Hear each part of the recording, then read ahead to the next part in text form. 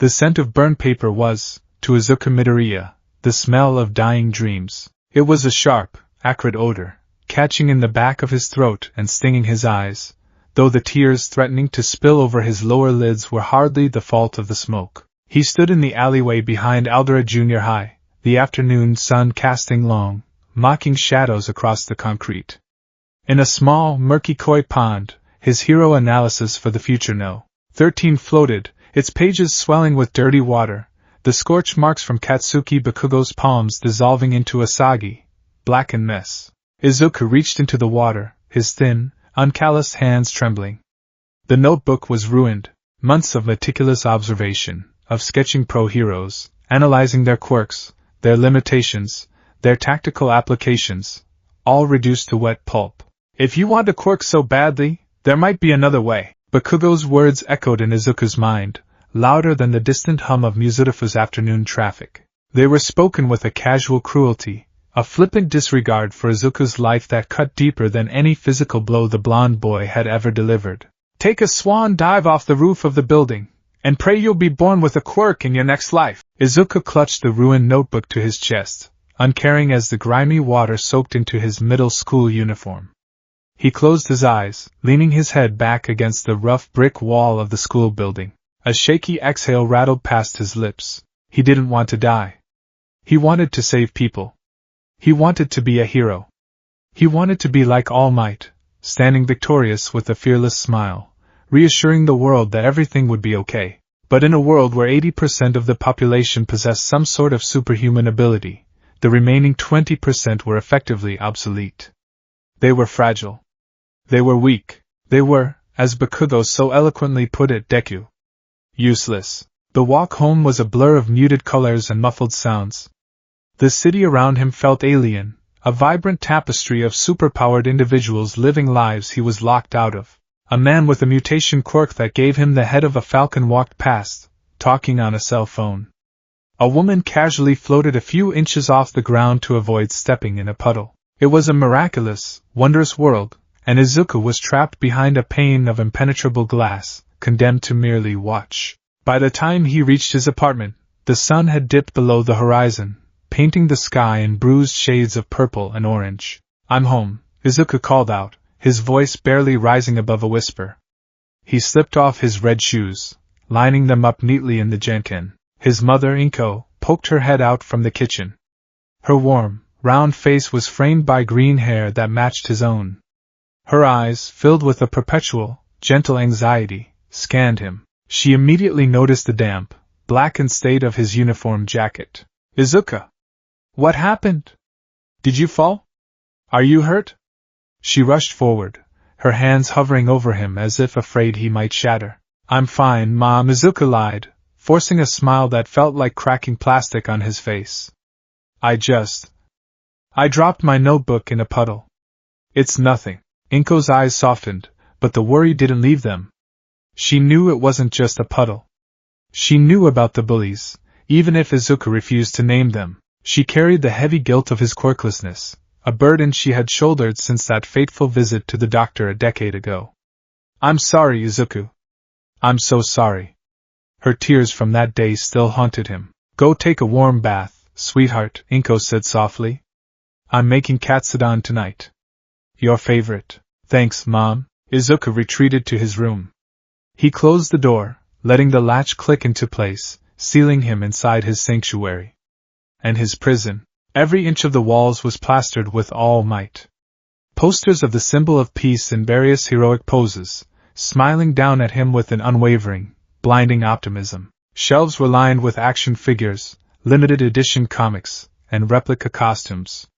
Usually, being in this room filled Izuku with a sense of comfort and determination. Tonight, the thousand smiling faces of All Might felt suffocating.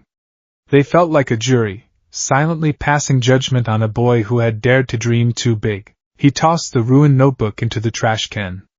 It landed with a wet, depressing thud. Izuku sat at his desk and turned on his computer. The screen flickered to life, casting a pale, bluish glow over his freckled face. He opened his web browser out of pure habit. Normally, he would check the hero forums, looking for news of villain fights he might have missed, or analyzing the debut of new sidekicks. Tonight, his fingers hovered over the keyboard, paralyzed by a crushing wave of despair. Swan dive off the roof. Izuku shook his head violently, trying to dislodge the thought.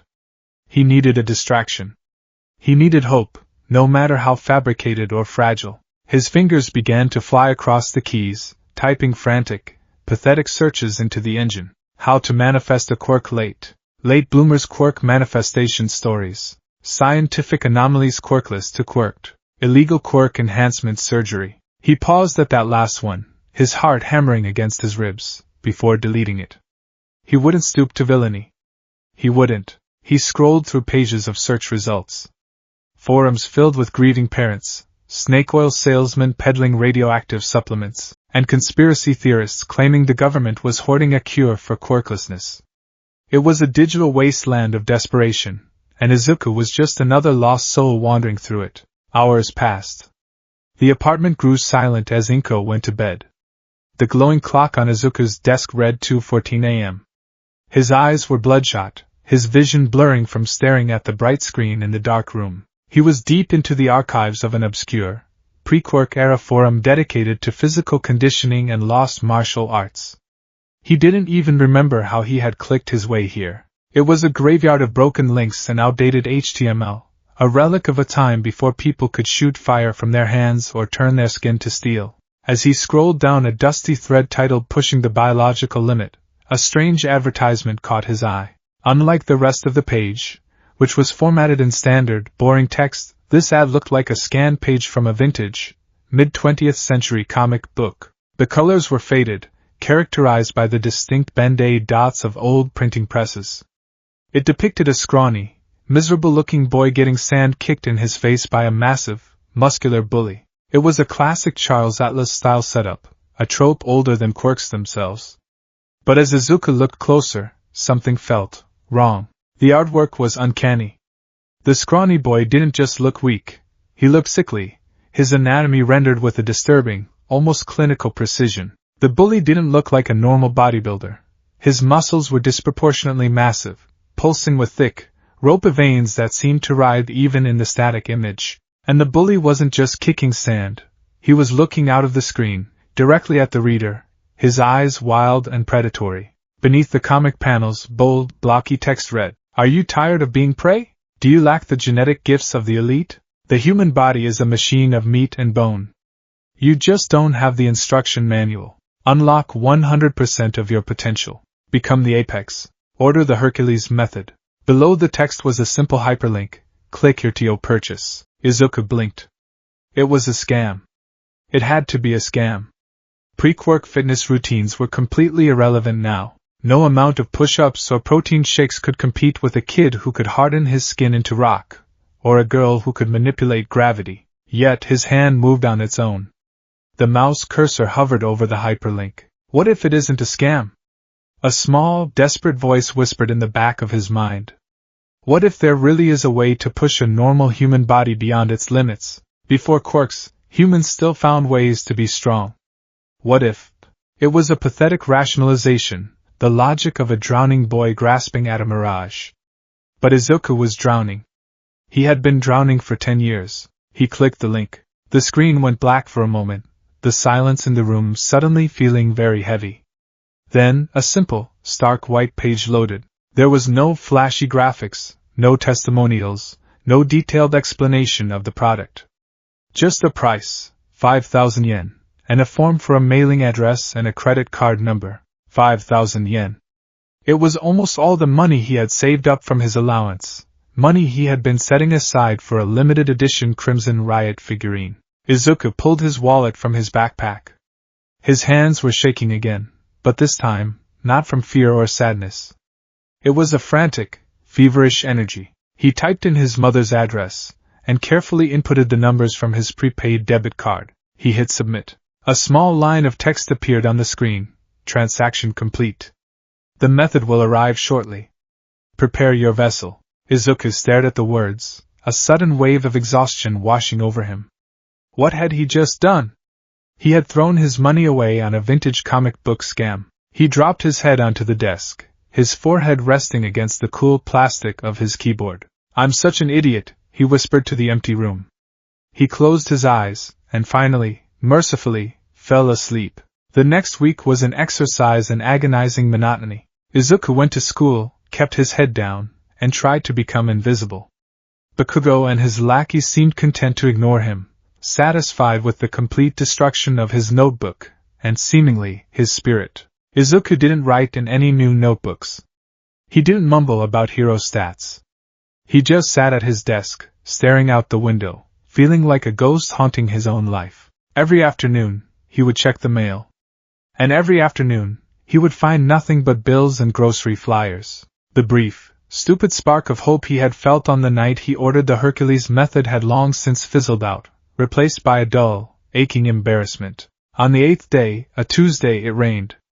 It was a relentless, cold downpour that turned the world into a gray smear. Izuku walked home under his yellow umbrella, his shoes squelching on the pavement. When he reached his apartment complex, he opened his mailbox without really looking. His hand brushed against something thick and heavy. Izuku stopped. He pulled the object out. It was a package, wrapped tightly in plain brown paper. There was no return address, no branding, just his name and apartment number printed in stark, blocky, black ink. Midoriya Izuku. His breath hitched. He shoved the package into his backpack, trying to keep it out of the rain, and sprinted up the stairs to his floor, his heart hammering a frantic rhythm against his ribs. He burst through the front door. "I'm home!" he yelled, not waiting for a response before dashing down the hall to his bedroom. He threw his wet umbrella aside, slammed his door shut, and locked it. He dropped his backpack onto the floor and tore the zipper open, pulling out the brown package. It felt unnaturally heavy for its size, like a brick wrapped in paper. His fingers, clumsy with anticipation, tore at the wrapping. Inside was a book. It wasn't a pamphlet or a comic, like he had expected. It was a thick, hardcover manual, bound in cheap, cracked black leather. The cover bore no title, just an embossed symbol, a pair of hands gripping a heavy iron chain, the links snapping under the pressure. Izuku sat on the edge of his bed, the book resting on his knees. He opened it. The pages were made of heavy, yellowed paper, smelling faintly of dust and something metallic, like old copper. The font was archaic, printed in dense, intimidating blocks of text, but it was the illustrations that made Izuku's breath catch in his throat. They were anatomical drawings, sketched in black and red ink. But they weren't like the diagrams in his biology textbooks. These drawings were visceral, peeling back the layers of skin to reveal the intricate, terrifying machinery of the human body. Muscles were drawn as taut, coiled springs. Tendons were depicted as thick steel cables. Bones were structural pillars, heavily shaded to emphasize their density. He turned a page, staring at an illustration of a human hand. The text surrounding it didn't talk about bones and joints. It talked about leverage, about pressure points, about the exact amount of force required to snap a human radius bone. 12 pounds of pressure, correctly applied, the text noted. What is this? Izuku thought, a cold shiver running down his spine. This wasn't a workout routine. This was a manual for taking the human body apart. He flipped to the introduction. The first sentence was printed in bold, oversized letters. The mind is the master. The flesh is the servant. Izuku began to read. The text was hypnotic, written with an intense, fanatical authority. It didn't speak of getting fit or healthy. It spoke of unlocking the primal, evolutionary potential hidden deep within the human DNA. It claimed that humans had grown soft, relying on tools, on society, and Izuku mentally added on quirks. It argued that the human brain subconsciously limited the body's physical output to prevent injury, keeping muscles operating at a mere fraction of their true capacity. The Hercules method is not about building muscle, the book declared. It is about severing the mental limiters. It is about learning to control the nervous system, to command the flow of blood, to rewrite the very tension of your muscle fibers. You will tear your vessel down to its foundation, and you will rebuild it in the fires of will. Izuku stared at the page. It sounded insane. It sounded like a cult manifesto. But as he looked down at his own thin, fragile arms, he felt a desperate, reckless hunger gnawing at his insides. The instructions were bizarre. There were no sit-ups or squats. The first exercise required him to sit perfectly still and control his breathing in a specific, agonizing rhythm, while simultaneously isolating and flexing individual muscle groups in a sequence designed to manually force his heart rate up.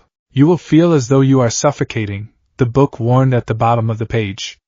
You will feel as though your blood is boiling. This is the weakness leaving the meat. Do not stop. If you stop, you remain prey. Izuku looked up at a poster of All Might on his wall. The hero was laughing, hoisting a burning bus over his head with one hand. Unbeatable. Untouchable. Izuku swallowed hard. He placed the book on the floor, open to the first diagram. He took off his uniform jacket, leaving him in his white undershirt. He sat cross-legged on the carpet, closed his eyes, and took his first breath according to the method. The first week was pure, unadulterated agony. Izuku quickly learned that the Hercules method was not an exaggeration. The exercises did not involve lifting weights or running miles. They were entirely internal, intensely focused on isometric tension, extreme hyperventilation, and contorting his body into positions that felt fundamentally wrong. It was a process of deliberate self-destruction. On Wednesday night, he attempted the second technique, the tendon coil. It required him to lock his joints and force his muscles to contract against each other with maximum effort, holding the tension until failure. Within 3 minutes, Izuku was lying on the floor, biting down on a rolled-up towel to muffle his screams. His muscles were violently cramping, spasming so hard he thought his bones might snap under the pressure. Sweat poured off him in rivers, soaking into the carpet. It felt as though someone had injected battery acid directly into his veins. Don't stop, the book had commanded. The pain is the furnace. Burn the weakness. So, he didn't stop.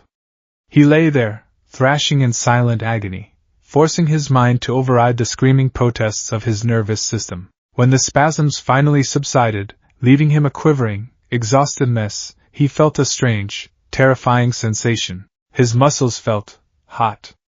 Not just warm from exertion, but radiating a deep, internal heat, as if a fire had been lit inside his very cells. And when he reached out to pull himself up using the leg of his bed, his grip felt different.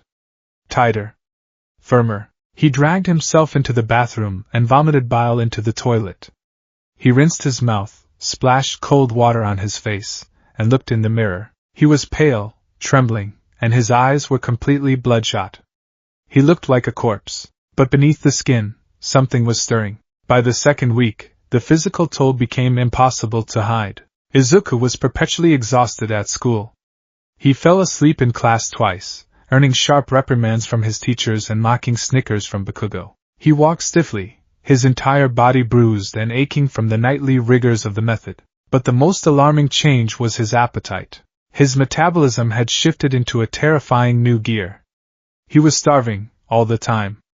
During lunch, he devoured his bento box in minutes, and was left staring ravenously at the meals of his classmates. At dinner, Inko watched in stunned silence as Izuku consumed 3 bowls of rice, a massive portion of fish, and asked for seconds. "Izuku, honey, are you okay?"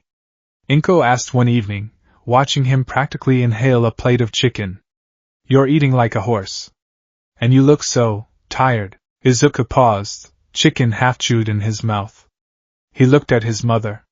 Her eyes, usually so soft and kind, seemed different to him now. He blinked. For a split second, he didn't see Inko Midoriya. He saw a fragile structure of thin bones wrapped in soft, vulnerable tissue.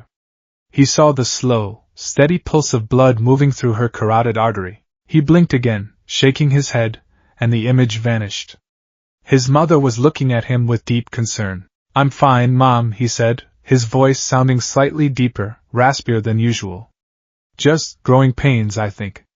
And I've been doing some extra studying. It takes a lot out of me." "Well, please don't push yourself too hard," she fretted, reaching across the table to feel his forehead. She pulled her hand back instantly, gasping. "Izuku! You're burning up. You have a fever." Izuku touched his own face.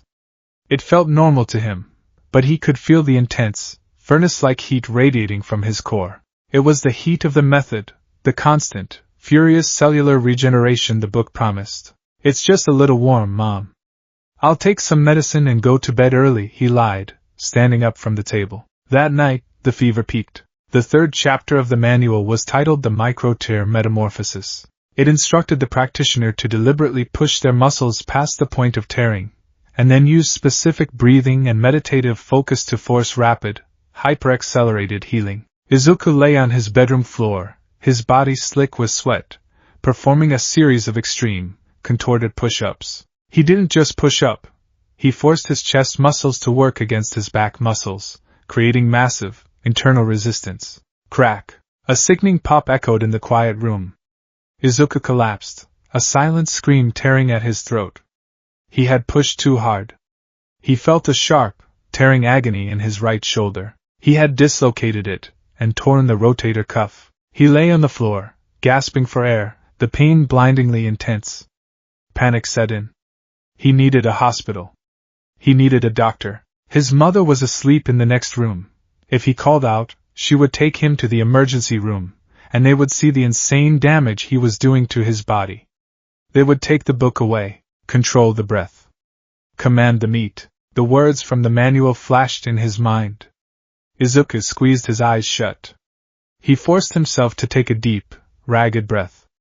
Then another. He focused all his frantic, terrified energy on the burning agony in his shoulder. He visualized the anatomy chart from the book. He pictured the ball and socket joint, the torn ligaments, the frayed muscle fibers. He focused on the heat radiating from his core, and willed it toward his shoulder. It was a ridiculous, impossible thing to try. But Izuku was desperate. He felt a deep, terrifying rumbling beneath his skin. It wasn't just heat anymore. It was a physical sensation of movement. It felt like 1,000 tiny insects were crawling beneath his flesh, knitting, pulling, fusing. With a guttural groan, Izuku grabbed his right arm with his left hand. He gritted his teeth, his jaw muscles bulging, and gave a sharp, violent twist. Crunch! The joint popped back into the socket. The pain flared to an unbearable crescendo, and then, miraculously, began to recede. It didn't fade slowly, it vanished rapidly, replaced by an intense, itching heat. Izuku lay on his back, staring at his ceiling, panting heavily. After 10 minutes, he tentatively lifted his right arm. He rotated it. It moved smoothly, flawlessly. There was no pain. There was no stiffness. It felt stronger than it had before. He sat up, looking at his hands. They were trembling, but not from weakness. They were vibrating with power. The fever dreams that night were terrifying. Izuku didn't dream of all might or saving people. He dreamt of a vast, red ocean of blood. He dreamt of muscle fibers weaving together like steel cables, thick and unbreakable. He dreamt of a dark, shadowy figure standing over him, a man with eyes like pits of madness, smiling a bloody, jagged smile. The man leaned down and whispered in Izuku's ear, a voice that sounded like grinding bones. "Welcome to the apex, little rabbit. Time to eat the wolves." Morning broke over Muzurifu, sunlight streaming through the gap in Izuku's curtains. He didn't wake up slowly. He snapped awake, his eyes shooting open, fully alert in a fraction of a second. The first thing he noticed was the noise. It was deafening. He could hear the low, rumbling hum of the refrigerator in the kitchen down the hall. He could hear the soft, rhythmic thump-thump of his mother's heart as she slept in the next room over. He could hear the scuttling of a cockroach inside the drywall. He could hear the faint, high-pitched whine of electricity coursing through the wires in the walls. It was a sensory overload that made him dizzy. He squeezed his eyes shut, clapping his hands over his ears, but the sounds didn't stop. They were too precise, too distinct. He focused on his breathing, using the rhythmic techniques from the manual. Inhale for 4. Hold for 4. Exhale for 4. Command the meat. Slowly, the overwhelming cacophony faded into a manageable, albeit hyper-detailed, background hum. He could tune it out if he focused. He opened his eyes. The room looked different. Everything was sharper, the colors more vibrant, the edges of the furniture starkly defined. Beside his bed, his alarm clock clicked. It was 6:29 a.m. In exactly 1 minute, the alarm would go off. Izuku decided to turn it off before it could ring. He reached out his right hand, intending to tap the button on top of the cheap plastic device. His hand moved, but not like it usually did. There was no lag, no sense of weight. His arm shot forward with a blinding, terrifying speed, blurring in his vision. His index finger didn't just tap the button. It drove through the plastic casing like it was made of wet tissue paper. Crash! Izuku recoiled, gasping. He stared at his nightstand. The alarm clock was gone. In its place was a pile of shattered plastic shards, twisted metal springs, and a crushed digital display, all embedded into the wood of the table. He had completely obliterated it with a casual tap. He stared at his hand.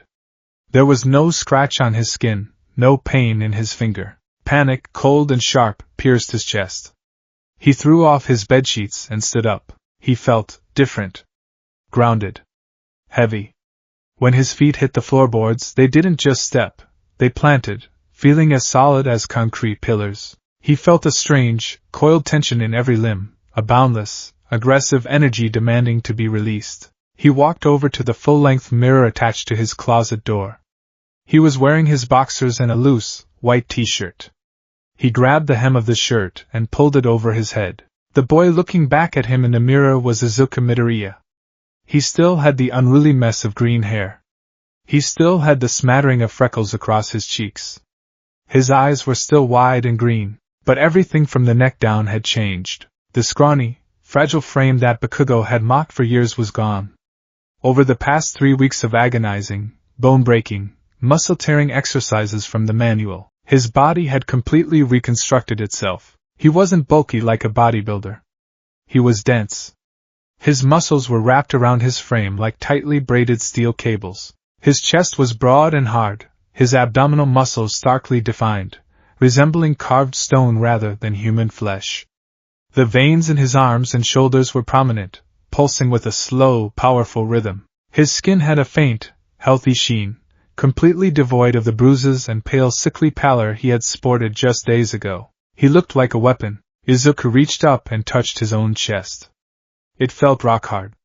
He pressed his fingers into his bicep, feeling the terrifying density of the muscle fiber beneath the skin. What did I do?" he whispered, his voice trembling. He turned away from the mirror, his breathing growing shallow. This wasn't a quirk. Quirks were genetic, manifesting at the age of 4. This was biology, hacked and pushed to a grotesque, superhuman extreme. He had actually done it. The book wasn't a scam. It was real. He walked over to his window and pulled the curtain aside, looking out at the morning street below. A few early commuters were walking down the sidewalk. A businessman with a briefcase, a woman walking a small dog, a teenager listening to headphones. As Izuku watched them, his vision suddenly stuttered. It was as if a red filter had been dropped over his eyes. The street faded away. The clothes on the people disappeared. The skin on the people dissolved. Izuku stumbled back, letting out a choked gasp, but he couldn't look away. He was no longer seeing people. He was seeing meat. He saw the businessman's skeleton, glowing a pale, structural white. He saw the red, pulsing muscle tissue wrapping around the bones, contracting and expanding with every step the man took. He saw the vivid, arterial spray of blood being pumped from the man's heart, coursing through blue and red highways throughout his body. But more terrifying than seeing their anatomy was what Izuku understood about it. As he looked at the businessman, his brain automatically highlighted a small, frayed cluster of nerves in the man's lower lumbar region. Weakness, his mind supplied instantly. Strike with 3 pounds of pressure at a 45-degree angle to induce immediate paralytic shock. He looked at the teenager. He saw the soft, vulnerable cartilage of the boy's trachea glowing a faint, target-like red in his vision. Crush. 2 fingers. Instant asphyxiation. Izuku fell backward, landing hard on his bedroom floor. He squeezed his eyes shut, pressing his hands against his face, his chest heaving with panicked, ragged breaths. "Stop," he sobbed, his voice breaking. "Stop, stop, stop." He forced his breathing back into the rhythm. Inhale for 4. Hold for 4. Exhale for 4. Slowly, the terrifying red filter faded. The hyper-analytical predatory instinct receded back into the dark corners of his mind, locked behind a mental cage. He opened his eyes. He was just looking at his ceiling. He was just Izuku Midoriya again, but he knew it was a lie. He slowly sat up, looking at his hands, watching the veins pulse. He had wanted to be a hero. He had wanted the power to save people, to be a symbol of peace like All Might. He had prayed for a quirk that would let him stand in the light. Instead, he had ordered a mail-order miracle from the darkest corners of the past. And the miracle had been delivered. He was no longer quirkless. He was no longer weak. He was no longer prey. But as he stared at the shattered remains of his alarm clock, and felt the terrifying, violent potential coiled in his new muscles, a horrifying realization washed over him. The Hercules method hadn't given him the power to save. It had given him the power to slaughter. He wasn't a hero. He had turned himself into a monster, and somewhere deep, deep down inside him, in the newly forged, iron-hard architecture of his heart, he felt a primal, terrible urge to see what he could break next. The harsh, fluorescent lights of Aldera Junior High's classrooms used to just be a minor annoyance. Now, to Izuku Midoriya, they were a low-frequency torture device. He sat at his desk in the middle row, his hands folded neatly over his unblemished, blank notebook, his knuckles white with the sheer, agonizing effort of remaining completely still. Buzz. Buzz. Buzz. He could hear the electricity cycling through the overhead ballast. He could hear the scratching of 30 different pencils against paper, each stroke distinct, echoing like knives scraping against porcelain. He could hear the rhythmic, wet sounds of his classmates chewing gum, breathing, swallowing. If he focused, and he was trying desperately not to focus, he could hear the distinct, syncopated rhythm of 32 beating hearts, including Mr. Karasuma at the front of the room. Inhale for 4. Hold for 4.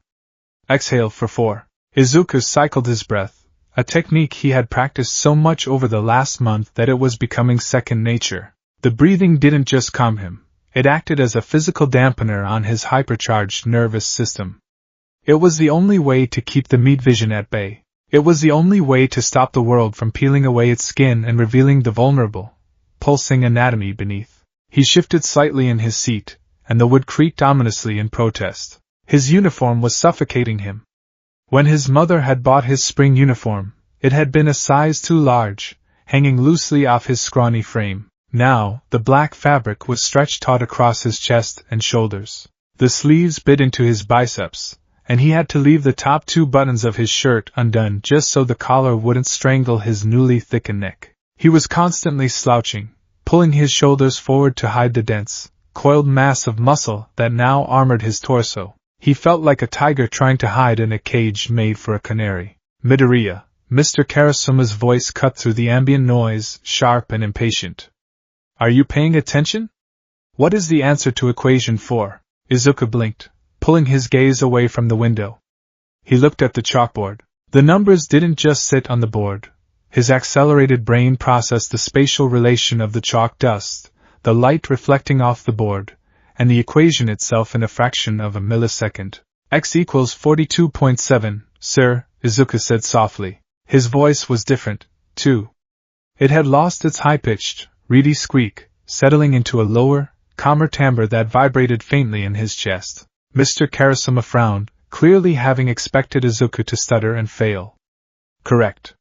See that you keep your eyes on the board. From the desk in front of him, Izuku heard a sharp, aggressive spike in a heartbeat. Thump thump. Thump thump. Katsuki Bakugo turned his head slightly, a scowl etched deeply into his features, his crimson eyes narrowing as he glared at Izuku out of his peripheral vision. Bakugo could sense it. He couldn't articulate what it was, but the blond boy had the instincts of a fighter, and his instincts were telling him that the prey he had bullied for a decade was suddenly giving off the scent of a predator. Bakugo opened his mouth to sneer, a tiny spark of nitroglycerin popping on his thumb. Izuku's eyes locked onto the spark.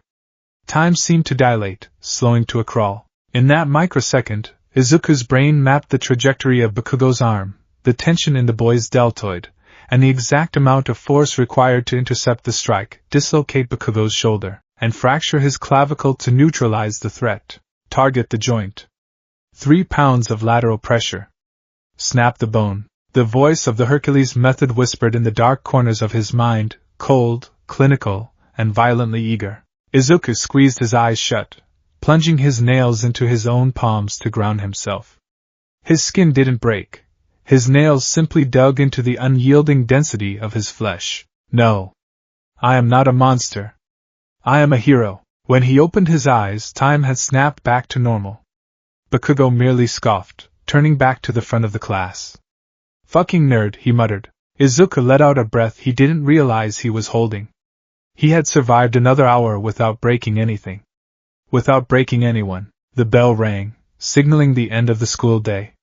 Izuku packed his bag slowly, deliberately moving at a fraction of his actual speed. He waited until the classroom was nearly empty before slinging his yellow backpack over his shoulder. He wanted to avoid Bakugo at all costs. As he walked out of the school gates and into the warm afternoon sun, he felt a strange, pervasive melancholy. He had power now. Power beyond his wildest dreams. He possessed speed that could rival bullet trains, strength that could shatter concrete, and a healing factor that knit his flesh together before blood could even spill. But it wasn't the power of a hero. Quirks were magical. They were bright, colorful expressions of individuality. Someone could shoot fire, another could create ice, another could float. They were clean. The Hercules method was dirty. It was biological. It was the grotesque mastery of meat, bone, and blood. It didn't belong in the daylight, standing proudly beside the pro-heroes. It belonged in the shadows, tearing the throats out of wolves. Maybe Mom was right, Izuku thought, looking down at his scarred, calloused hands. Maybe I should have just given up. I didn't become a hero. I just became dangerous. He was so lost in his thoughts, actively suppressing his enhanced hearing to give his brain a rest, that he almost missed the commotion. Boom! The ground beneath his sneakers trembled slightly. It was a faint vibration, but to Izuku's heightened senses, it felt like a localized earthquake. He stopped in his tracks. A second later, the sound caught up, a massive explosion echoing from the shopping district a few blocks away. Instantly, the mental dampeners Izuku had placed on himself vanished. His heart rate spiked, pumping hyperoxygenated blood into his dense muscle tissue. The world snapped into terrifying, high-definition clarity. He could smell it. Ozone, burning plastic, sulfur, and a sickening, sickly sweet scent of sewage and rot. He didn't make a conscious decision to run.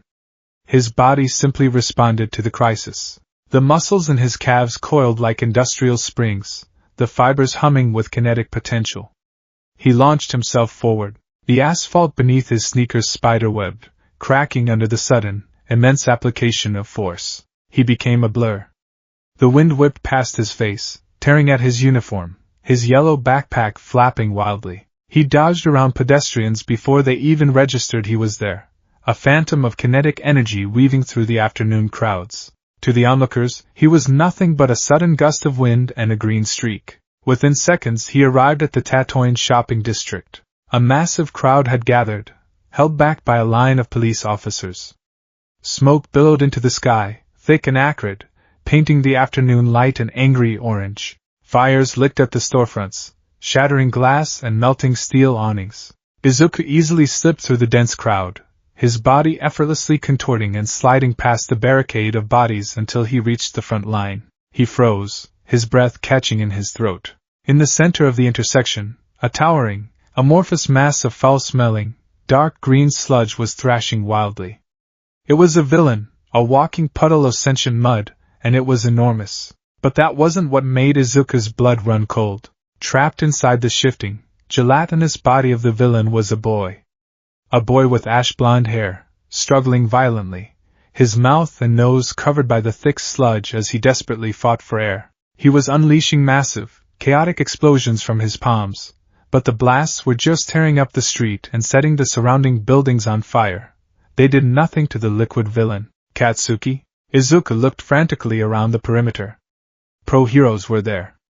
Death Arms, a hero with massive strength, was standing helplessly on the sidelines. Kamui Woods, the rising star with wood manipulation, was trying to reach into the fray, but the roaring fires were keeping him at bay. Empty Lady was trapped in her giant form at the end of the narrow street, unable to fit her massive body through the alleyways. We can't get close. Death Arms shouted, his voice laced with frustration. There's no grip on this guy. And the kid's explosions are making it impossible to approach. I'm at a disadvantage here. Kamui Woods yelled back, shielding his face from the intense heat. We have to wait for someone with a suitable quirk. Wait! Izuku's mind raced. Wait for who? He's suffocating. 3 minutes without oxygen leads to permanent brain damage. 4 minutes is death. He's been struggling for at least 2. Izuku looked back at the villain. The sludge monster's gelatinous face formed a grotesque, mocking grin. Don't worry, kid! It'll only hurt for another minute. Once I take over this body, I'll have a killer quirk. Through the thick, translucent mud, Bakugo's crimson eyes rolled wildly. They met Izuku's. For the first time in his life, Izuku didn't see anger, or arrogance, or superiority in Bakugo's eyes. He saw sheer, unadulterated terror. He saw a boy drowning on dry land, begging for help. Izuku's hands clenched into fists at his sides. If I use it, they'll see. They'll see what I am. He thought of the manual. The flesh is the servant. You are the apex. If I don't use it, Izuku realized, a cold, absolute certainty washing over him, Kaken dies right now. Something inside Izuku Midoriya, a mental dam he had spent a month desperately trying to reinforce, shattered completely. The world went violently red. The Hercules method seized control, rising from the depths of his nervous system like a kraken breaking the surface of the ocean. The fire, the shouting heroes, the screaming crowd, it all faded into background static. The sludge villain ceased to be a monster of mud. To Izuku's altered, predatory vision, the sludge became a structural map of liquid tension, viscosity, and pressure zones. He didn't see a puddle. He saw the villain's actual anatomy. Suspended within the mud was a nervous system, glowing a faint, sickly yellow, branching out from a central cluster located directly behind the villain's massive, bulbous eyeballs. Target the nerve center. Disrupt the surface tension. Annihilate. Hey! Kid, get back here! A police officer yelled, reaching out to grab Izuku's shoulder. The officer's hand closed around empty air. Izuku didn't run. He erupted. The pavement beneath his feet didn't just crack. It exploded into a crater of powdered concrete and shrapnel. The sheer kinetic force of his launch created a miniature shockwave, blowing the police officers and the front row of the crowd backward off their feet. In a fraction of a second, Izuku crossed the 30 yards separating the crowd from the villain. He moved so fast that the human eye could only register a dark blur tearing through the smoke and fire. Death arms blinked, feeling a sudden, violent gust of wind tear past him, ripping his yellow caution tape to shreds. What the? The sludge villain barely had time to register the movement. 1 second he was gloating, preparing to snap the struggling blonde boy's neck from the inside. The next second, a green-haired demon was suspended in the air directly in front of his massive eyes. Izuku's face was unrecognizable. His lips were pulled back in a feral snarl, baring his teeth. His pupils were dilated to the point where his eyes looked entirely black, framed by bloodshot sclera. Steam, actual, literal steam generated by the sudden, massive spike in his core body temperature, rolled off his skin in thick white waves. What the hell are you? The sludge villain roared, rearing back, raising a massive tendril of thick mud to swat the boy out of the air like a fly. Izuku's mind processed the incoming attack in slow motion. Viscosity high. Blunt force ineffective. Piercing damage required. Izuku didn't dodge. He reached out with both hands, his fingers rigid, locking his joints and tightening his muscles until they felt like forged iron. He drove his hands forward, plunging them directly into the incoming tendril of sludge. The villain laughed. You can't grab me, you idiot! I'm fluid! Izuku's eyes narrowed. Fluid dynamics. Increase pressure. He didn't grab the sludge. He grabbed the tension inside it. Flexing his arms with a sudden, violent torque, Izuku ripped his hands in opposite directions. The physical strength behind the movement was incomprehensible. It defied the laws of physics that govern normal human bodies. The sheer speed and force of Izuku tearing his arms apart created a localized vacuum in the air, a vacuum that violently collapsed inward. With a sound like a bomb detonating, the massive tendril of sludge was literally ripped apart, not by Izuku's hands, but by the concussive wind pressure generated by his movement. Liquid mud sprayed across the street like shrapnel, splashing violently against the burning buildings. The villain shrieked in agony, an impossible sound for a creature without vocal cords. My arm! What did you do? Izuku landed gracefully on the asphalt, his knees bending slightly to absorb the impact, cracking the street again. He didn't waste a millisecond. He coiled his leg muscles and launched himself upward again, aiming straight for the villain's face, right where Bakugo was trapped. Bakugo, half conscious and gasping for air, looked through the green haze and saw Izuku flying toward him. It wasn't the weak, trembling Deku he knew. It was a terrifying, muscular apparition, surrounded by a halo of steam, his eyes locked on his target with the cold, dead certainty of a bullet leaving a chamber. Target acquired. Neutralize the host. Izuku brought his hands back, locking them together in a double axe handle formation.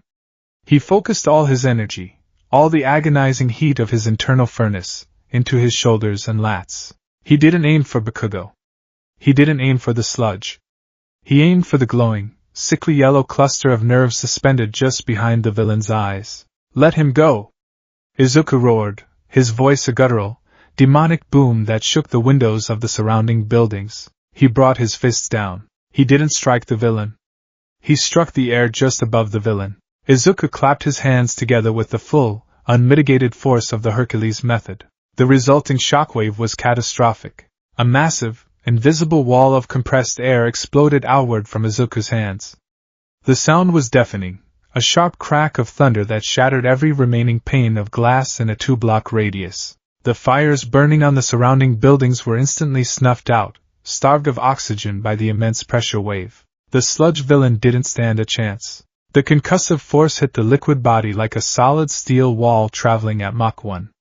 The sheer vibration violently disrupted the villain's molecular cohesion. The sludge literally atomized, blasted away in a massive, radial spray of foul-smelling liquid. The villain's eyes, the only solid part of his body, popped instantly under the pressure, the nerve cluster behind them completely obliterated by the concussive trauma. In an instant, the towering monster was reduced to a fine mist of dirty rain, splattering harmlessly across the ruined street. Bakugo, suddenly freed from his liquid prison, plummeted toward the ground. Izuku moved, catching Bakugo midair by the collar of his uniform, and landed softly on the ground, skidding a few feet backward to bleed off his momentum. Silence descended on the Tatooine shopping district. The fires were out. The villain was gone, reduced to scattered, unmoving puddles. The thick black smoke was rapidly clearing, blown away by the shockwave of Izuku's attack. In the center of the devastation stood Izuku Midoriya. He slowly lowered Bakugo to the ground. The blond boy fell to his hands and knees, violently coughing and hacking up globs of sludge, gasping for the sweet, clean air. Izuku stood over him, his chest heaving. The red filter slowly peeled away from his vision, the anatomy of the world fading back to normal skin and bone. The adrenaline crash hit him like a physical blow. He looked down at his own body. His uniform was in tatters. The sleeves of his jacket had literally blown out from the flexing of his biceps, and his shirt was torn open, revealing the heavily muscled, steaming flesh beneath. He could feel warm blood trickling down his arms. The force of his own clap had caused micro-tears in his skin, though he could already feel the agonizing, itching heat as his body rapidly stitched the flesh back together. He looked at his hands. They were completely covered in the villain's blood and sludge. I did it. I saved him. I won. He turned to look at the crowd, expecting, what? Cheers? Applause? What he saw made his stomach drop into his shoes. The police officers had their hands on their holstered weapons, their faces pale with shock. Death Arms and Kamui Woods were staring at him, not with gratitude, but with overt, unmistakable horror.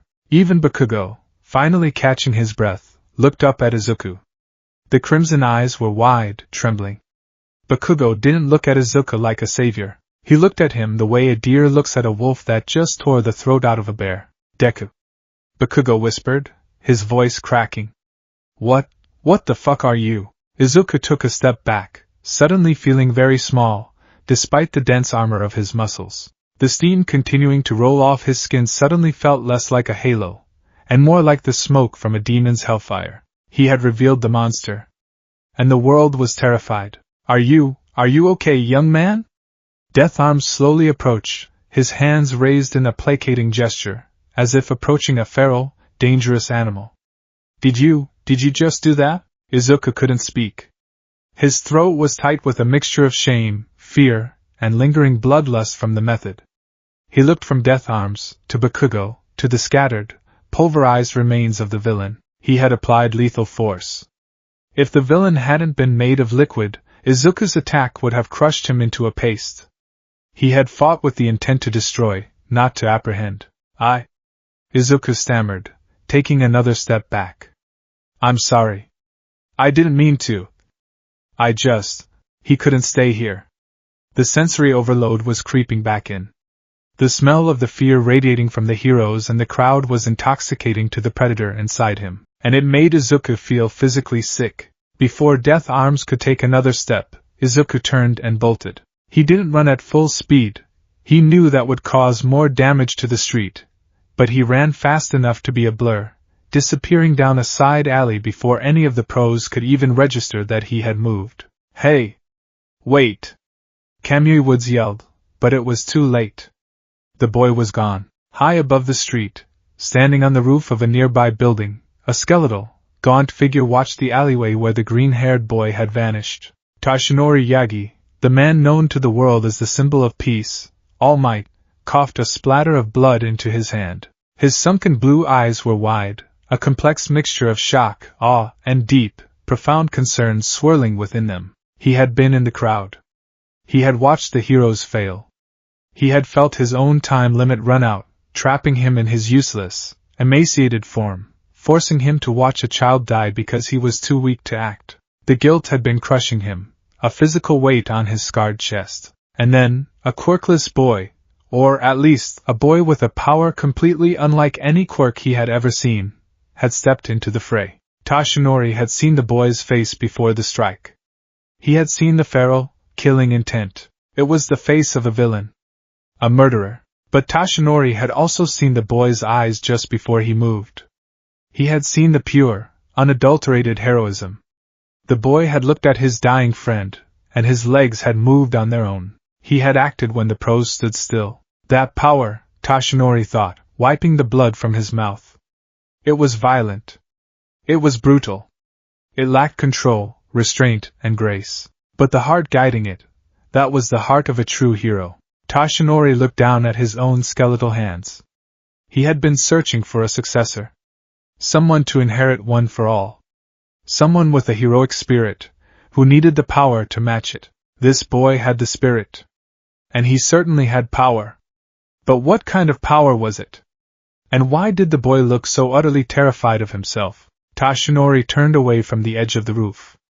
He needed to find that boy. The sun had completely set by the time Izuku stopped walking. He found himself under a bridge in a quiet, isolated part of town, far from his apartment and far from the shopping district. The only sound was the gentle flow of the river and the distant, muted rumble of traffic overhead. He sat on a concrete embankment, his knees pulled up to his chest, shivering despite the residual heat radiating from his muscles. He had ruined everything. He had exposed his power in the most violent, public way possible.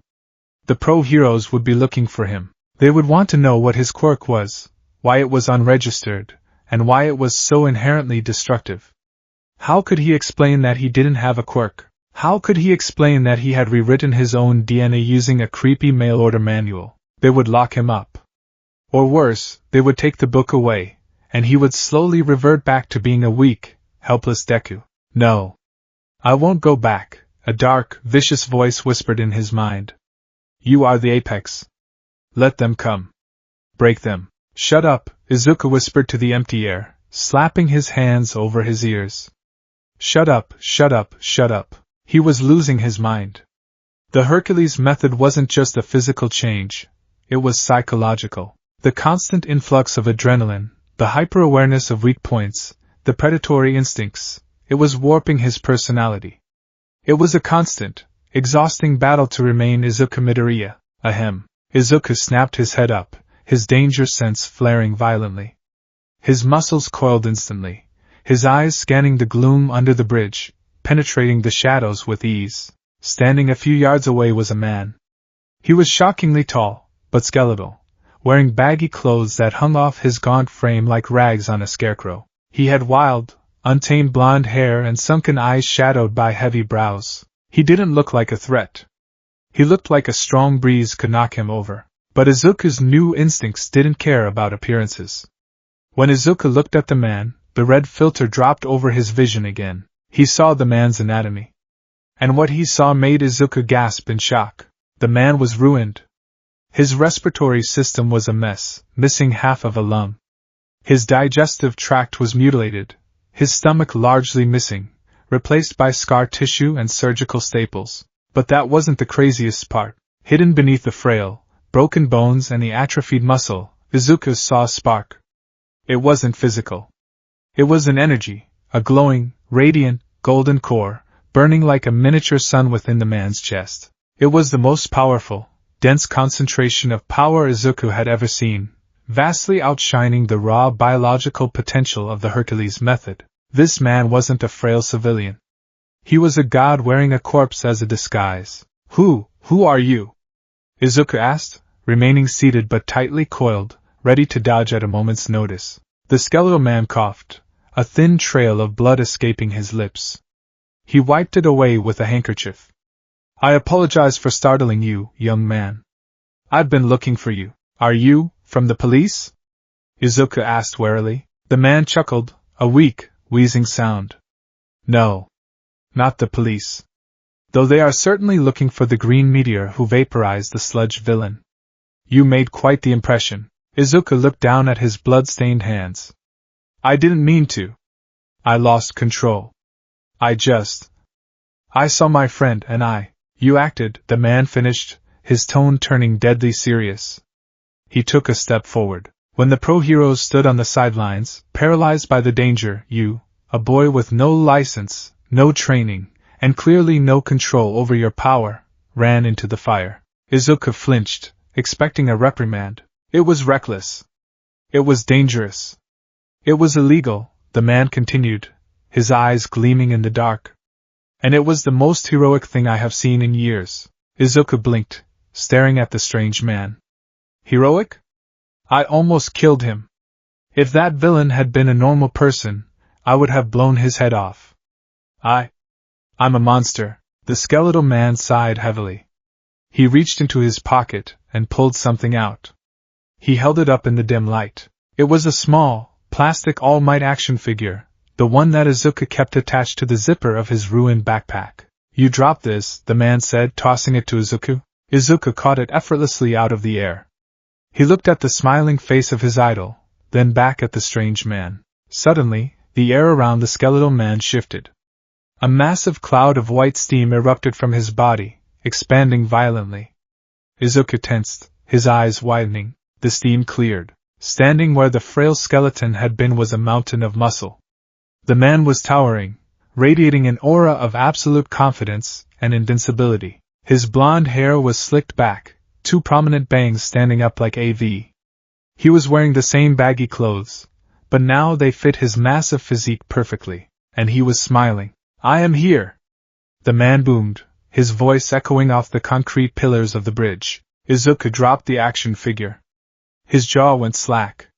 His brain, capable of processing information at superhuman speeds, simply short-circuited. All Might? Izuku shrieked, scrambling backward on his hands and crabs, his back hitting the concrete wall. What? How? You're him? But, the wound. All Might's smile faltered slightly, though he maintained his imposing posture. So you could see that, even in my true form? Your power is truly unique, young man. Yes, I am All Might, and I have come to thank you, and to offer you a proposition. Izuku couldn't breathe. His idol, the man he had worshipped his entire life, the man whose posters covered his walls, was standing in front of him. All Might deflated in a sudden puff of steam, reverting back to his skeletal form, coughing violently. Bleg. Sorry.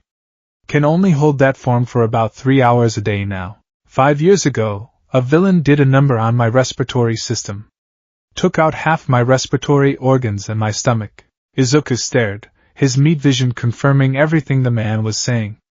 The golden core of power was still there, but it was flickering, surrounded by the devastating physical trauma. Why are you showing me this? Izuku asked, his voice trembling. You're the symbol of peace. If people knew you were hurt, society would fall into chaos, All Might agreed solemnly. Which is why it is a closely guarded secret. But I am showing you this, young man, because I need you to understand that I am running out of time, and I need a successor. Izuku froze. A successor? All Might stepped forward, his sunken eyes locking onto Izuku with intense gravity. My quirk, it is not something I was born with. It is a sacred torch, passed down from generation to generation, cultivating power with each bearer. It is called One for All. And I want you to be the next one to inherit it. The world seemed to stop spinning. The river stopped flowing. The traffic overhead ceased to exist. All Might was offering him a quirk. Not just any quirk, but the greatest power in the world. The power to save everyone with a smile. It was everything Izuku had ever wanted, everything he had cried for in the dark, everything he had prayed for before he bought that cursed manual. It was the ultimate salvation. Izuku opened his mouth to say yes. To scream it. To cry and beg for the power to be a true hero. But as he looked at All Might, he felt a strange, terrifying sensation in his own body. His muscles twitched, tight and dense. The blood roaring in his ears wasn't the sound of excitement. It was the predatory hum of the Hercules method. He remembered the feeling of tearing the air apart. He remembered the sickening, satisfying crunch of the villain's liquid anatomy collapsing under his strike. He remembered the terrifying realization that he enjoyed the sheer, unadulterated violence of the act. He looked at his hands again. They were no longer the hands of a boy who needed saving. They were weapons. If he took One for All, if he poured the golden, limitless power of the symbol of peace into a body that was already engineered to be an apex killing machine, what would happen? He wouldn't become a hero. He would become a god of war. He would become a force of nature that no villain, no hero, and no prison could ever stop. Time to eat the wolves, the dark voice whispered, laughing in the recesses of his mind. Izuku squeezed his eyes shut. Tears, hot and fast, spilled down his cheeks. He looked up at All Might. I can't. All Might blinked, clearly taken aback. In all his years, he had never imagined anyone turning down One for All. Young man, perhaps you don't understand. I am offering you the power to. I know what you're offering. Izuku shouted, his voice cracking with emotion. He stood up, his body tense, trembling with the effort of holding himself back. I know. It's all I ever wanted. I wanted to be like you. I wanted to save people with a smile. Then why? Because I am dangerous. Izuku interrupted, stepping forward, his green eyes flashing with a terrifying, feral intensity that made even All Might flinch slightly. Look at me. Look at what I did today. That wasn't a quirk, All Might. I did this to myself. I found a way to rewrite my body. To take off the limiters. And it's evil. Izuku grabbed the torn edges of his shirt, ripping it open completely to reveal his scarred, unnatural, granite-like physique. This body wasn't built for saving people. Izuku cried, tears streaming down his face, his voice echoing with profound despair. It was built for breaking things. It was built for killing. When I fought that villain today, I didn't want to arrest him. I wanted to tear him apart. I wanted to see his insides on the pavement. I had to fight my own brain just to stop myself from crushing his skull. All Might stared in stunned silence. He looked at the boy's muscles, noting the unnatural density, the faint steam, the terrifying, predatory tension in his stance. This wasn't just a physical enhancement quirk.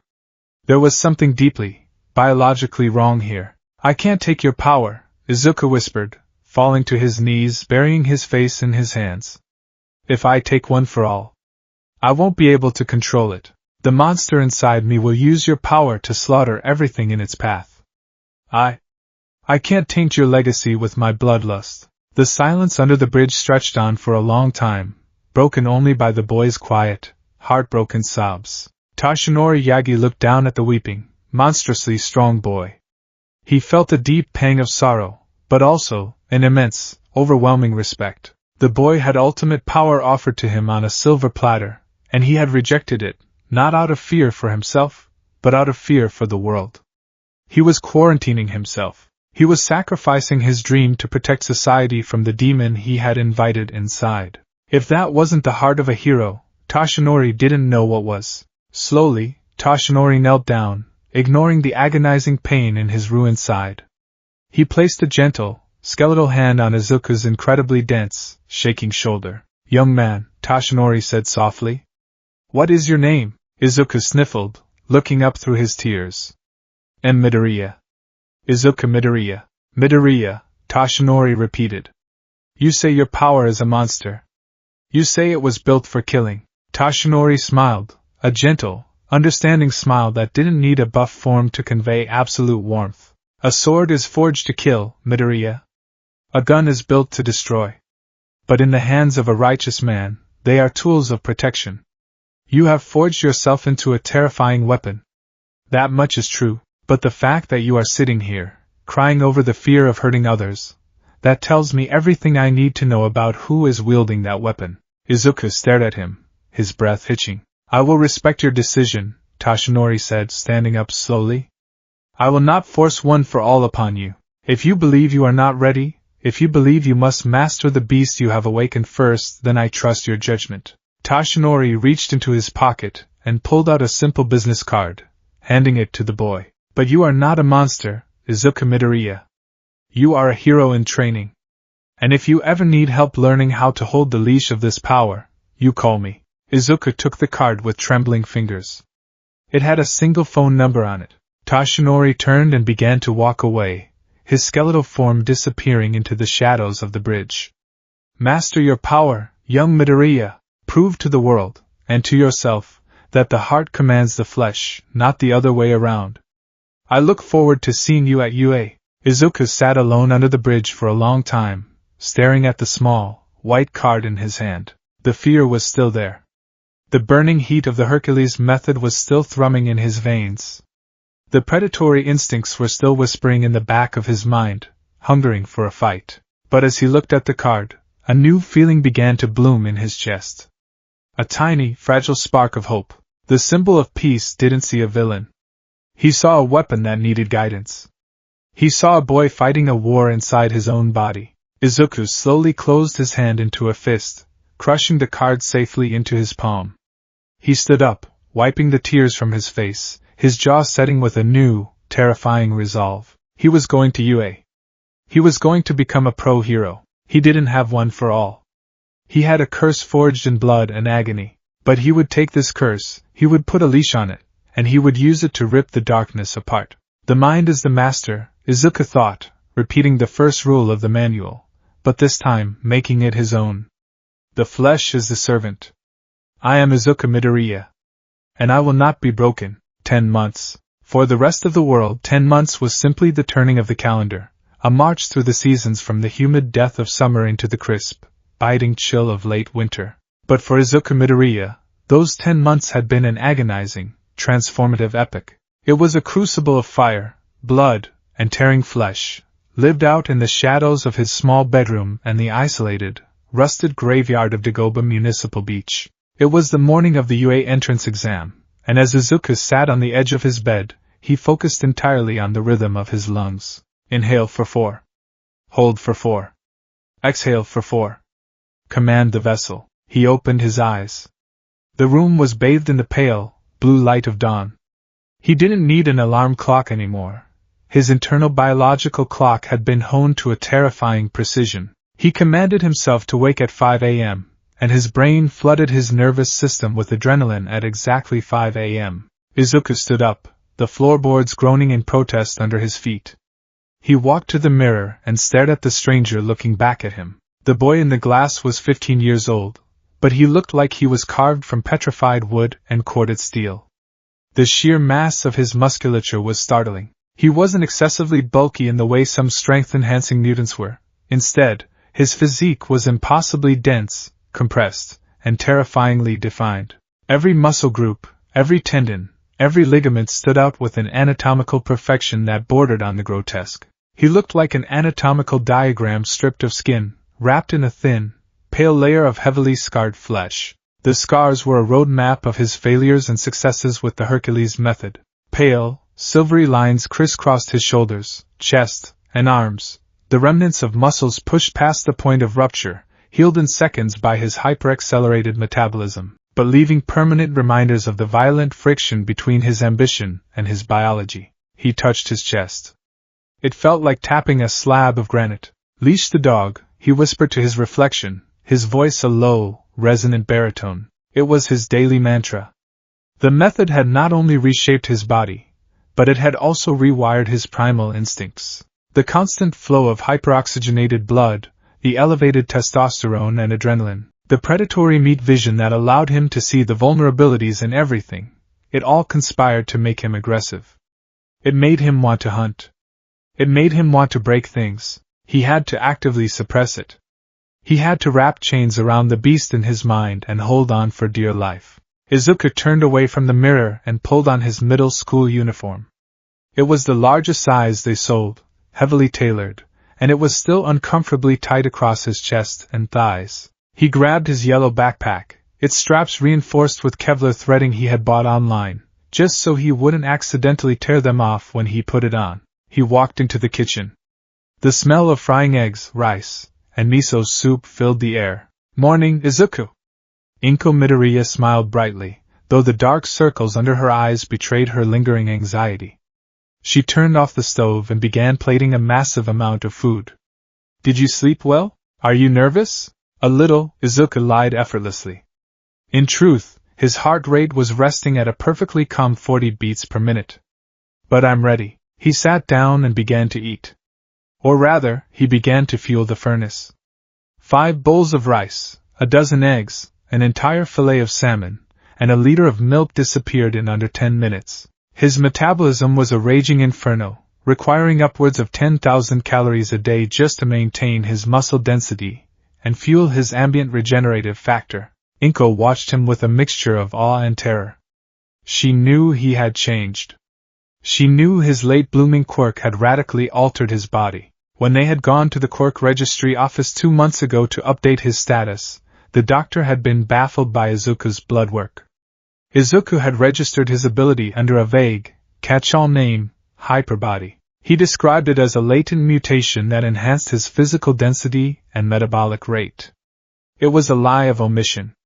It hid the true, terrifying scope of his capabilities. "Izuku," Inko said softly, reaching across the table to place her hand over his. Her hand was soft, warm, and fragile. Izuku immediately arrested the involuntary twitch in his arm that wanted to crush it. "I know I've been worried. But seeing how hard you've worked this past year, I believe in you. Just promise me you'll be careful." Izuku looked at his mother.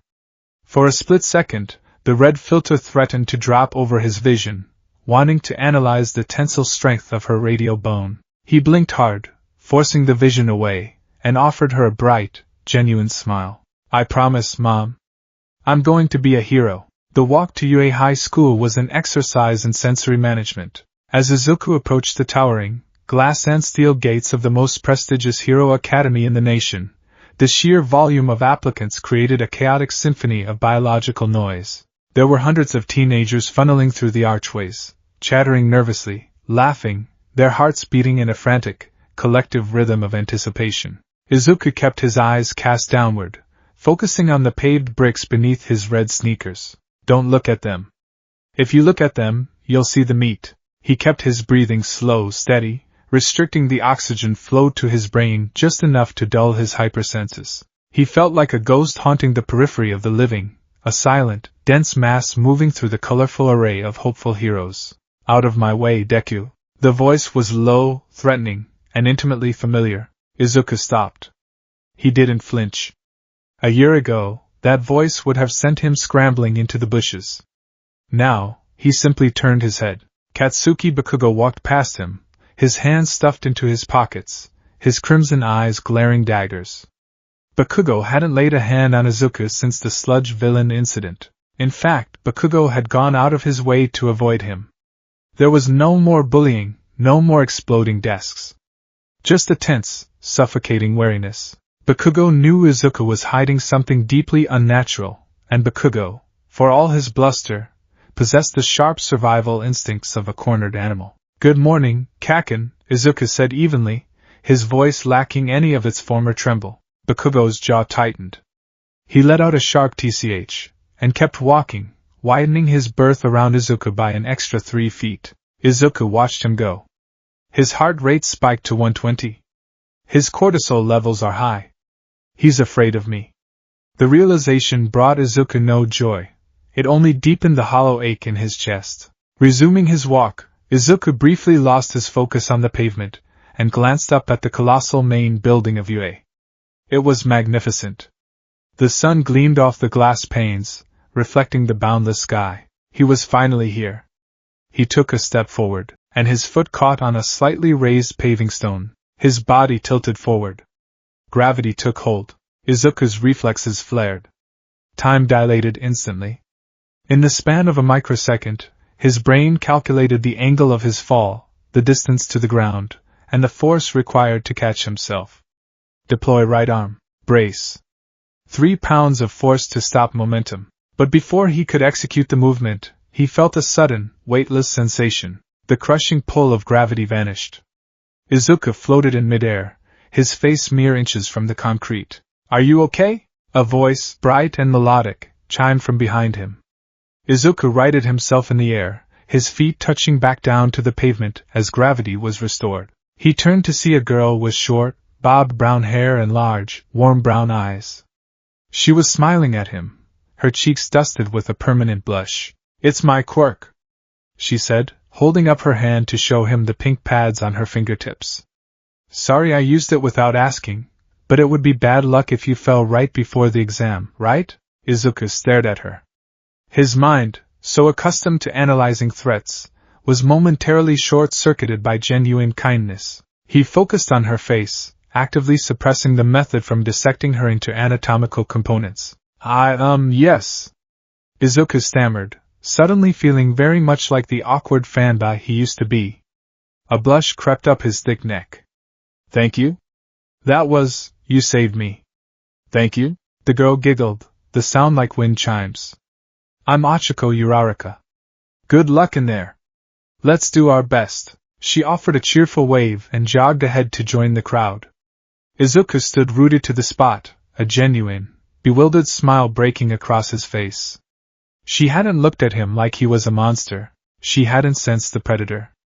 She just saw a boy who tripped. Maybe, Izuku thought, his chest warming, maybe I can do this. The orientation auditorium was dark, lit only by the massive screen behind the podium. President Mike, the voice hero, stood at the front, projecting his booming, energetic voice to the thousands of applicants seated in the tiered rows. Izuku sat in the middle of a row, his massive shoulders squeezed tightly between 2 other applicants who kept casting him nervous sideways glances. Bakugo sat 2 seats down, radiating a hostile, silent intensity. For this practical exam, you listeners will be conducting a 10-minute mock urban battle. President Mike yelled, striking a dramatic pose. You will be assigned to specific mock cities. Inside, you will face 3 types of faux villains, each assigned a point value based on their difficulty level. Your goal is to use your quirks to incapacitate these villains and rack up points. But remember, no attacking other examinees or you're out. Izuku listened intently, his brain rapidly filing away the information. Robots. They're using robots. This was a massive relief. For weeks, Izuku had been terrified that the practical exam would involve fighting pro-heroes or, worse, other students. He didn't know if he had the control necessary to fight a human without accidentally shattering their bones. But robots? Machines made of steel, oil, and circuitry? He didn't have to hold back. At least, not entirely. Excuse me. May I ask a question? A tall boy with slicked-back blue hair and rectangular glasses stood up forcefully, his arm raised straight into the air like a flagpole. He pointed a rigid finger at the pamphlet on his desk. On the printout, there are 4 types of villains, not 3. If this is a misprint, then UA, the top hero academy in Japan, should be ashamed of such a careless error. The boy then whipped his body around, pointing that same rigid finger directly at Izuku. And you, with the incredibly broad shoulders. Izuku blinked, pointing a thick, scarred finger at his own chest. You have been muttering and vibrating for the last 10 minutes. The blue-haired boy barked. It is distracting. If you are here on a pleasure trip, then you should leave immediately. The entire auditorium went silent. Hundreds of eyes snapped to Izuku. Izuku felt the collective spike in their heart rates. He felt the sudden, crushing weight of their attention. The method, sensing the hostility, flared up in response. A wave of heat rolled off Izuku's body. The red filter dropped over his eyes. He didn't see the blue-haired boy as a student anymore. Izuku saw the boy's anatomy. He saw the bizarre, heavily modified bone structure of the boy's calves. They weren't normal bones. They were metallic, hollowed out, laced with biological fuel lines and exhaust vents. Engine calves, Izuku's brain analyzed instantly. High mobility. Linear acceleration. Weakness, lateral knee joints. A horizontal strike of 50 pounds of force will snap the joint and immobilize the target. Izuku squeezed his eyes shut. He gripped his own thighs, his fingers digging into the denim of his pants so hard that the fabric groaned and tore slightly under his nails. Leash the dog. He's not a target. He's a kid. I apologize, Izuku said, his voice surprisingly calm, though it rumbled with a deep, unsettling bass. He bowed his head slightly. I'll keep quiet. The blue-haired boy frowned, seeming slightly taken aback by the deep timbre of Izuku's voice, but he nodded sharply and sat back down. President Mike quickly regained control of the room. Okay, examinee number 7111. Thanks for the great message. The fourth villain type is worth 0 points. It's an obstacle. Every arena has one. It will go crazy in narrow spaces. It's not impossible to defeat, but there's no reason to try. I recommend running away from it. An obstacle, Izuku thought. A giant robot designed to test our situational awareness and flight responses. That's all from me. President Mike shouted. Now I leave you with our school motto. Go beyond. Plus ultra. City B was a marvel of engineering.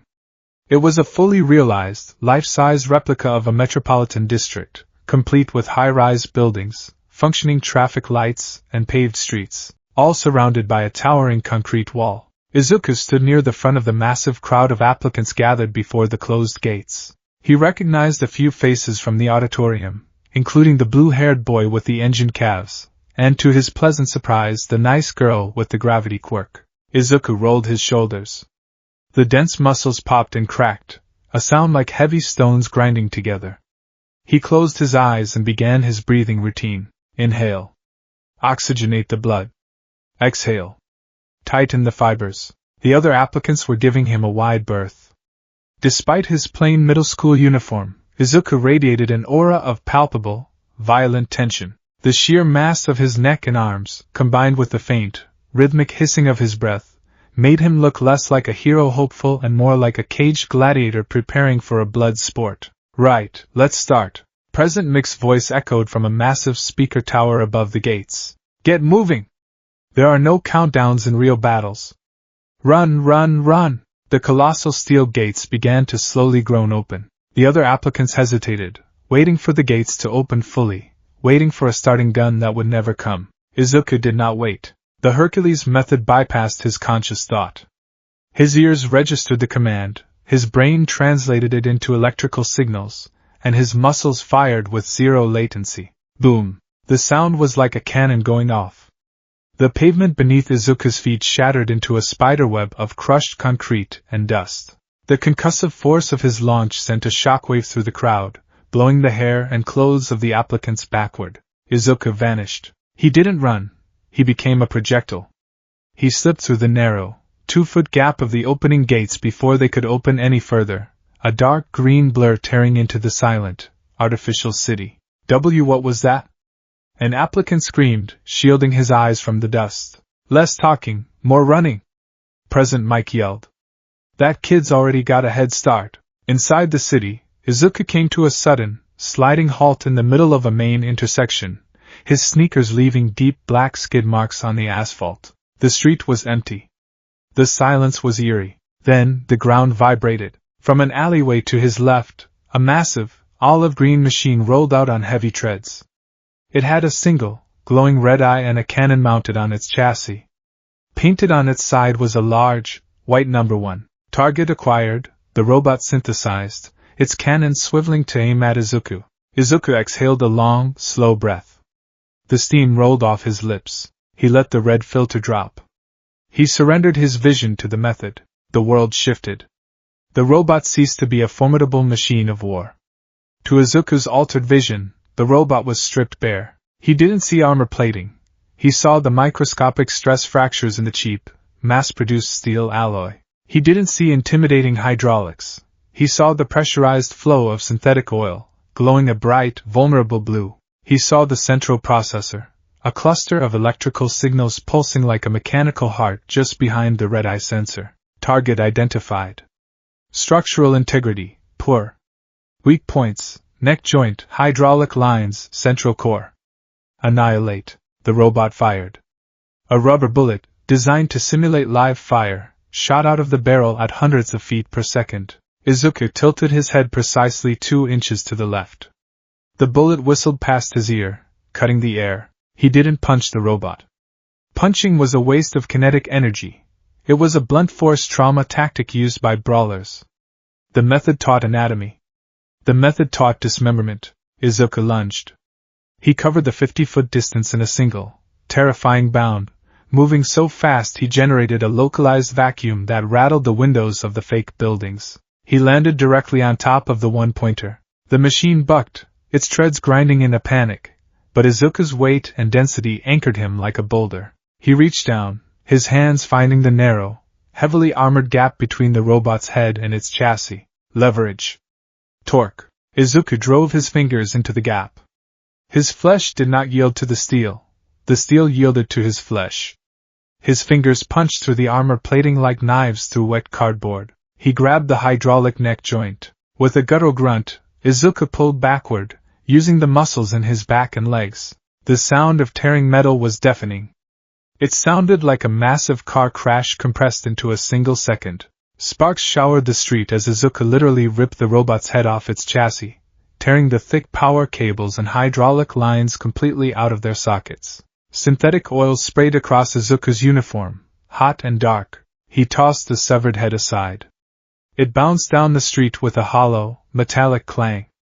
The body of the one-pointer sparked wildly before collapsing into a dead, smoking heap. 1 point. Izuku didn't celebrate. His ears twitched. Footsteps. Heavy treads. Servo whines. 3 targets approaching from the north. 2 from the east. He turned his body, his eyes black and devoid of human warmth, completely consumed by the predatory calculus of the method.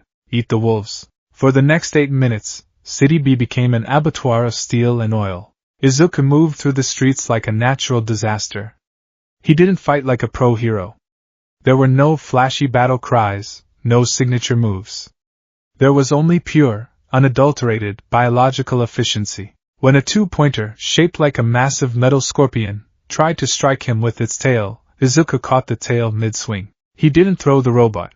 He planted his feet, twisted his waist, and snapped the massive steel appendage like a dry twig. He then used the severed tail as a javelin, hurling it with such catastrophic force that it impaled the 2-pointer directly through its central chassis, pinning it to a concrete wall. When a group of 3 3-pointers, humanoid robots with heavily armored fists, surrounded him, Izuku dropped to all fours. He moved with a terrifying, animalistic gait, dodging their coordinated strikes with precognitive ease. He didn't hit their armor.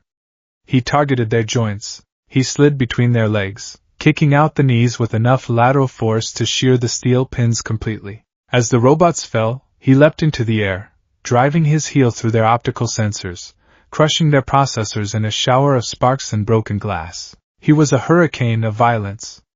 His uniform was torn to shreds, soaked in black synthetic oil that looked disturbingly like blood. His knuckles were raw, the skin constantly tearing and instantly healing as he punched through steel plating, the extreme heat of his regenerative factor creating a constant, eerie halo of steam around his body. High above the mock cities, in a darkened observation room, the faculty of UA High School watched a wall of monitors. This year's crop is quite promising, Principal Nizu, a small creature resembling a white mouse, said cheerfully, sipping a cup of tea.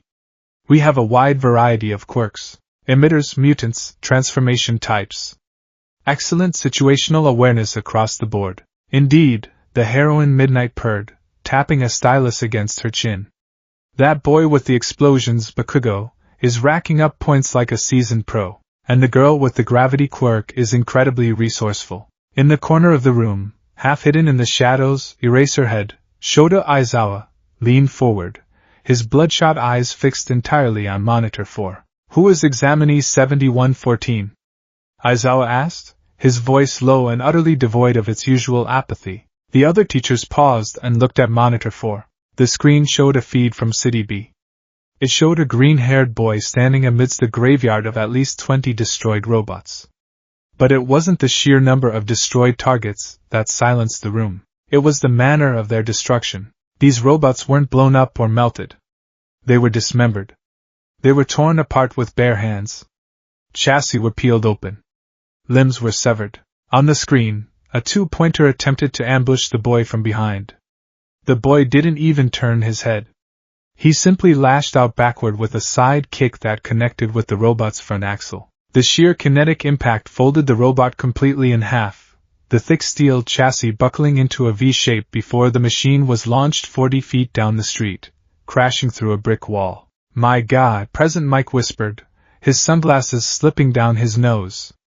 That's brutal. Examinee 7114 is Izuku Midoriya, Niza read from a tablet, his beady eyes narrowing with intense curiosity. Quirk registry says hyperbody, a physical enhancement mutation increasing density and metabolic rate. That's not a standard enhancement quirk, Aizawa said sharply, his eyes tracking Midoriya's movements on the screen. Look at how he moves. He's not using extra momentum or wind up to generate that force. His muscles are firing with zero latency. It's purely biological. And look at his precision. Aizawa pointed to a slowed-down replay playing in the corner of the monitor. It showed Midoriya ripping the arm off a three-pointer. He's not overpowering the armor, Aizawa analyzed, his mind racing. He's targeting the structural weak points. The joints, the hydraulic valves. He possesses an innate, terrifying understanding of anatomy and leverage, and he's applying it to machinery. He fights like an apex predator dismantling prey. It's excessively violent, the hero ectoplasm noted, his tone disapproving. He's treating those machines as if they were flesh and blood. But he's effective, Niza countered softly. He currently has 74 villain points. He's the highest scorer in City B by a wide margin. Aizawa narrowed his eyes. There was something deeply unsettling about the boy. The steam rolling off his skin, the dark, dead-eyed focus, the sheer, unrelenting brutality. It was a power that felt fundamentally hostile. Let's see how he handles the true test, then, Niza said, reaching out to press a large, glowing red button on the control console. Let's see if his heart is as hard as his fists. Down in City B, Izuku stood in the center of a wide avenue, his chest rising and falling in a slow, controlled rhythm. 74 points, his mind calculated. More than enough to pass the practical. He looked down at his hands. They were trembling slightly, coated in black oil. The method was singing in his veins, high on the destruction, begging for more. It wanted to rip, tear, and crush. It was a euphoric, terrifying high, and Izuku had to bite the inside of his cheek, tasting his own iron-rich blood, just to ground himself. Enough. The exam is almost over. Rein it in. He closed his eyes and began to cycle his breath backward, trying to slow his raging heart rate. Then, the sun went out. A massive shadow fell over the avenue. Izuku opened his eyes. The ground beneath his feet didn't just vibrate, it heaved violently, cracking the asphalt like an eggshell. The tall buildings on either side of the street began to shatter, their glass windows raining down in a deadly shower. From the end of the avenue, emerging from a cloud of dust and debris, rose a titan of steel. It was the zero-pointer. It was staggeringly huge, easily the size of a 20-story building. Its treads were the size of houses, crushing everything in their path as the colossal machine rolled forward. It had a massive, bulbous head with multiple red optical sensors, and arms as thick as suspension bridges. Less than 2 minutes remaining. President Mick's voice echoed over the chaotic rumble of the giant machine. The other applicants in the street, who had been scrambling for their last few points, froze in absolute terror. It's a monster! One boy screamed. Run! It's the obstacle!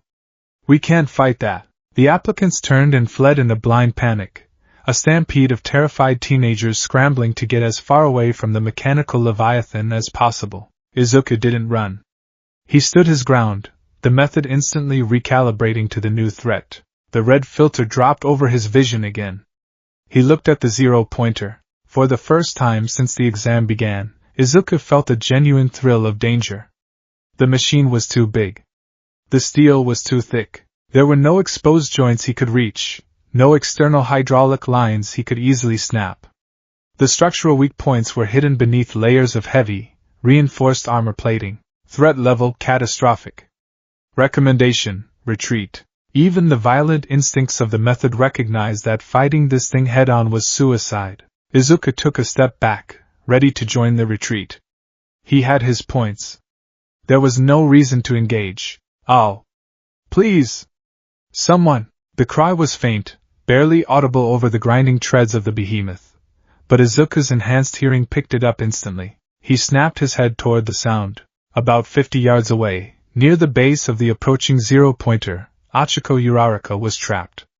A massive chunk of debris from a shattered building had fallen on her leg, pinning her to the ground. She was struggling desperately, trying to push the concrete slab off, but it was too heavy.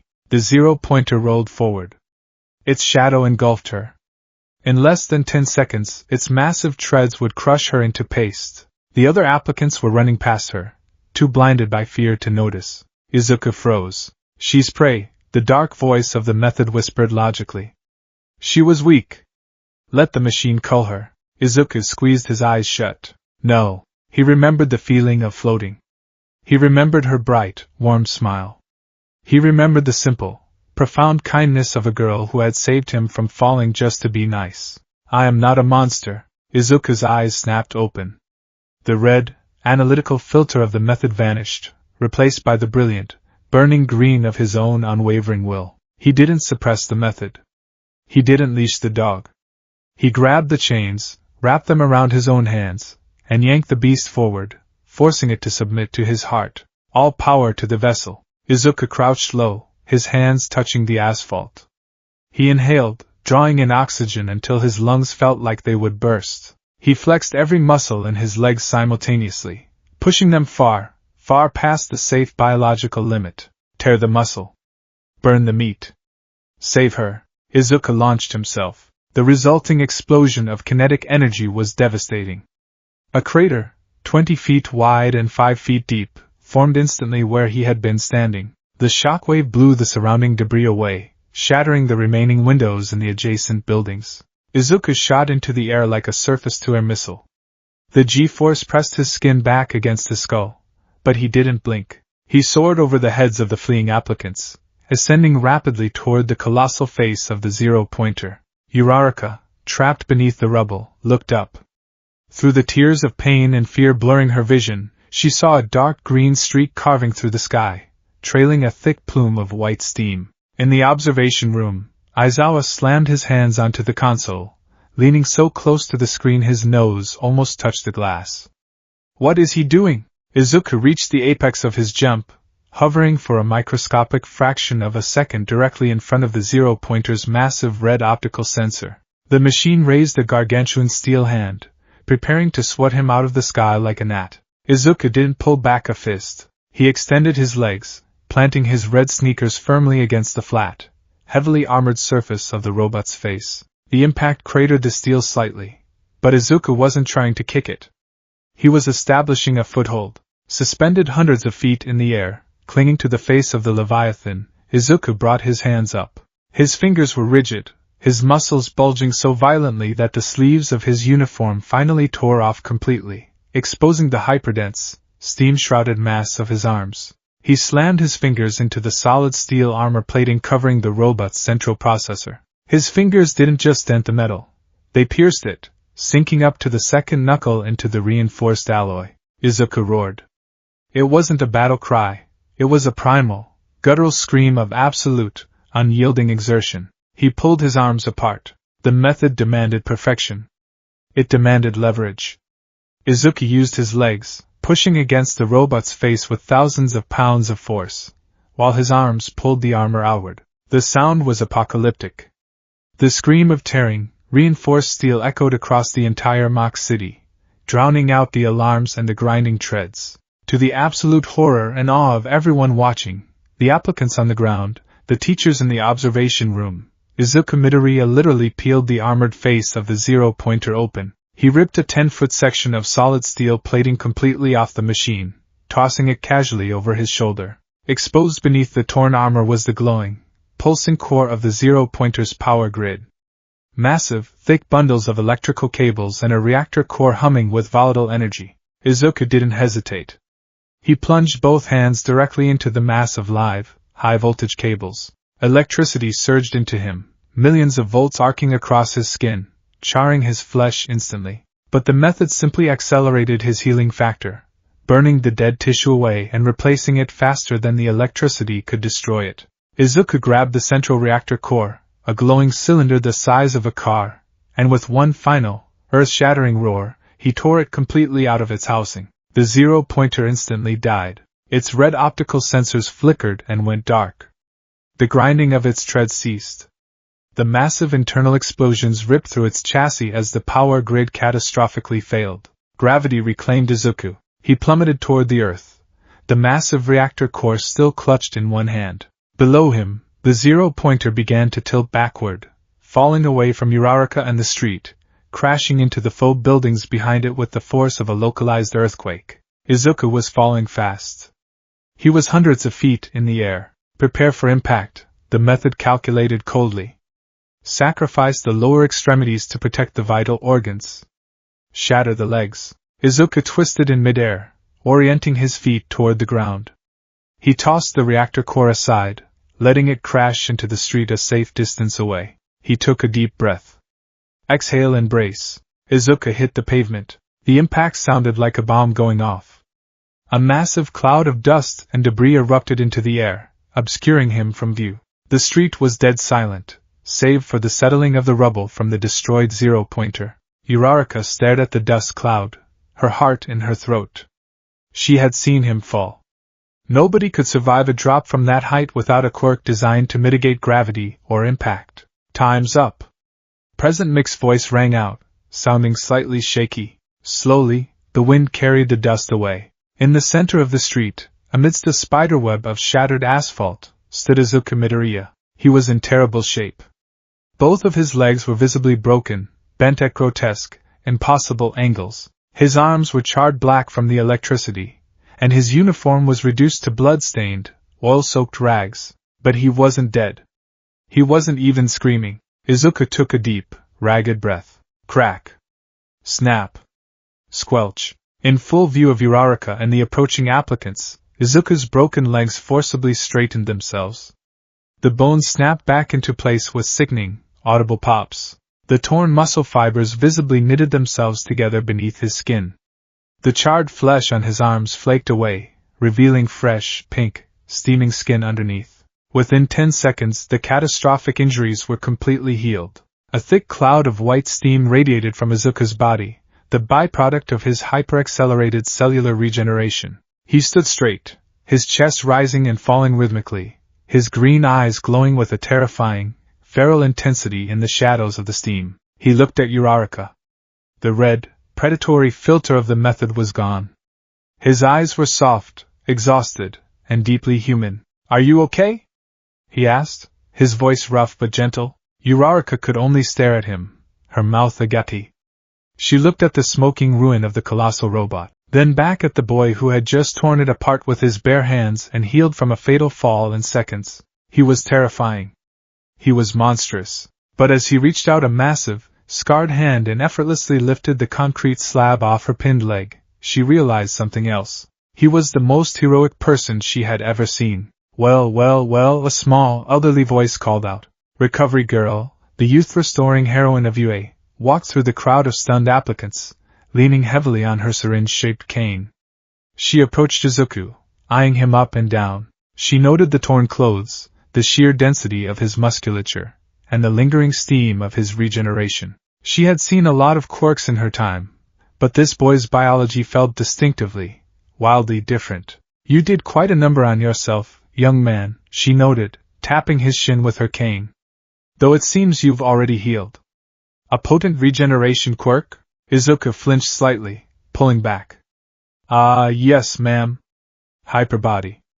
It heals me. It drains your stamina, no doubt, Recovery Girl said astutely.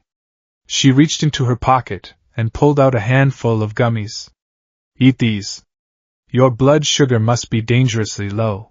Izuku took the gummies with a trembling hand and practically swallowed them whole. She was right. The sheer caloric cost of regenerating his shattered legs and charred arms had left him feeling hollow, the predatory fire of the method finally burning itself down to embers. He looked around. The other applicants were staring at him.